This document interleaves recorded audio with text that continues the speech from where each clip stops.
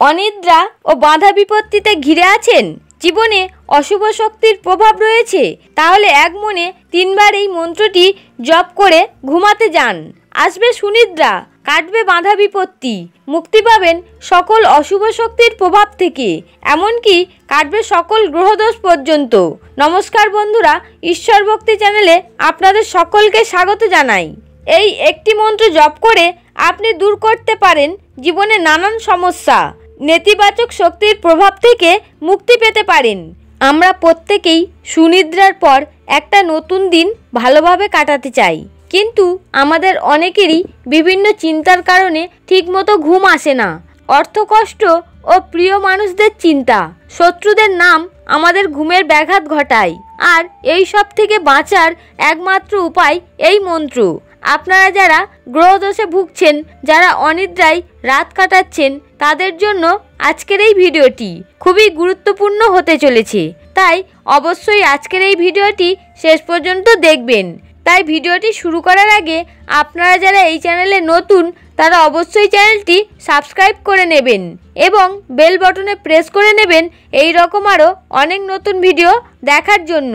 এবং ভিডিওটি দেখে যদি ভালো লাগে তাহলে অবশ্যই একটি লাইক করবেন এবং কমেন্টে জয় শ্রীকৃষ্ণ বা হর হর মহাদেব লিখতে ভুলবেন না। এবার চলুন শুরু করা যাক। আমাদের শাস্ত্রে উল্লেখিত এই মন্ত্রটি অত্যন্ত শক্তিশালী একটি মন্ত্র, যার ফলে আমাদের জীবনের একাধিক সমস্যার সমাধান হতে পারে। তবে এই মন্ত্রপাঠের নির্দিষ্ট সময় ও পদ্ধতি রয়েছে। এই মন্ত্রটি জপ করতে হয় ঘুমোতে যাওয়ার আগে। আর এই মন্ত্রটি জপের ফলে ব্যক্তি অবসাদমুক্ত হয়, অনিদ্রা দূর হয়, জীবনে উন্নতি লাভ করতে পারে। শিবু নামের এক ব্যক্তি অশুভ শক্তির প্রভাবে রাতে ঘুমোতে পারত না। তার বাড়ি বাঁকুড়া জেলা আচুরি গ্রামে, পেশায় একজন কৃষক। তার হাসি খুশি একটা ছোট্ট পরিবার আছে, সেই নিয়ে সে আনন্দে থাকত। কিন্তু এক অমাবস্যার রাতে যখন তার নিজের বন্ধুর বাবার শেষকৃত্য করে শ্মশান থেকে বাড়ি ফেরে, তখন তার সাথে এক অদ্ভুত কাণ্ড ঘটে। বাড়ি ফেরার পর সেদিন মাঝরাতে তার খুব জ্বর আসে।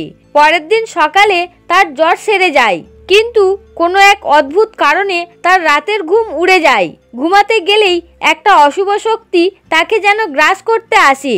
সে শক্তিটার কোনো রূপ নেই, শুধু এক অদ্ভুত আওয়াজ তার কানে বাজতে থাকে। চোখ বন্ধ করা মাত্রই তার মস্তিষ্কেও সেই আওয়াজ বাজতে থাকে। তখন সে চোখ খুলে জেগে ওঠে। এভাবেই তার রাত কাটতে থাকে।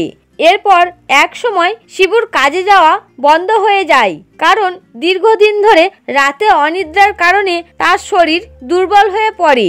তখন তার স্ত্রী তার স্বামীকে তারাপীঠের এক জ্যোতিষীর কাছে পাঠায় এই সমস্যার প্রতিকার খুঁজতে। জ্যোতিষী শিবুর কুষ্টি বিচার করে বলল, আপনার বুধ গ্রহের দুর্বল অবস্থার কারণে আপনার জীবনে অশুভ শক্তির প্রভাব পড়ার সম্ভাবনা বেশি। আপনি কি এমন কোনো স্থানে গিয়েছিলেন সেখানে অশুভ শক্তির বসবাস আছে? তখন শিবু তার বন্ধুর বাবার শেষকৃত্য করতে শ্মশানে যাওয়ার বিষয়টা জ্যোতিষীকে খুলে বলেন। তারপর জ্যোতিষী সব শুনে বলেন, আপনার জীবনে ওই দিনে অশুভ শক্তির প্রভাব পড়েছে। এখন এই প্রভাব দূর করতে হবে আপনাকে। তার জন্য মহাদেবের একটি মন্ত্র প্রতিদিন ঘুমোতে যাওয়ার আগে 3 বার পাঠ করবেন। মন্ত্রটি আমি আপনাকে বলে দিচ্ছি। এই বলে জ্যোতিষী শিবুকে মহাদেবের সেই বিশেষ মন্ত্রটি বলে দেন। তারপর শিবু নিয়মিত রাত্রে ঘুমাতে যাওয়ার আগে এক মনে 3 বার মন্ত্রটি জপ করত। 1 সপ্তাহের মধ্যে তার জীবন থেকে অশুভ শক্তির প্রভাব দূর হয়ে যায়, আর শিবু রাতে শান্তিতে ঘুমাতে পারে। তার কাজ করার শক্তি ফিরে আসে। আর 1 বছরের মধ্যে শিবু আর্থিকভাবে অনেক উন্নত হয়ে ওঠে। বন্ধুরা, মহাদেবের এই মন্ত্রটি এতটাই শক্তিশালী যে আপনার জীবনের সব বাধা দূর করতে পারে। রাতে নিয়মিত ঘুমাতে যাওয়ার আগে এই মন্ত্রটি 3 বার জপ করলে শরীরে একটি ইতিবাচক শক্তির সঞ্চার হয়, যা আপনাকে সুনিদ্রা দিতে পারে। তাহলে আসুন এবার জেনে নেওয়া যাক যে মহাদেবের এই শক্তিশালী মন্ত্রটি কি। মন্ত্রটি হলো ওম তৎপুরুষায় বিদ্মহে মহাদেবয় ধীমহি তন্নরুদ্রা প্রচোদয়াৎ। প্রতিদিন রাত্রে ঘুমাতে যাওয়ার আগে মহাদেবকে স্মরণ করে এই মন্ত্রটি অবশ্যই 3 বার পাঠ করবেন। তারপরে ওম নমঃ শিবায় মন্ত্রটি আরও 3 বার বলবেন। এই মন্ত্র জপ করলে মহাদেবের বিশেষ কৃপাদৃষ্টি লাভ হয়। মহাদেবের আশীর্বাদে গ্রহদোষ পর্যন্ত দূর হয়। শত্রুরা আপনার জীবনে কোনো সমস্যা সৃষ্টি করে থাকলে তাদের থেকে মুক্তি পাওয়ার জন্য এই মন্ত্রটির জপ করতে পারেন।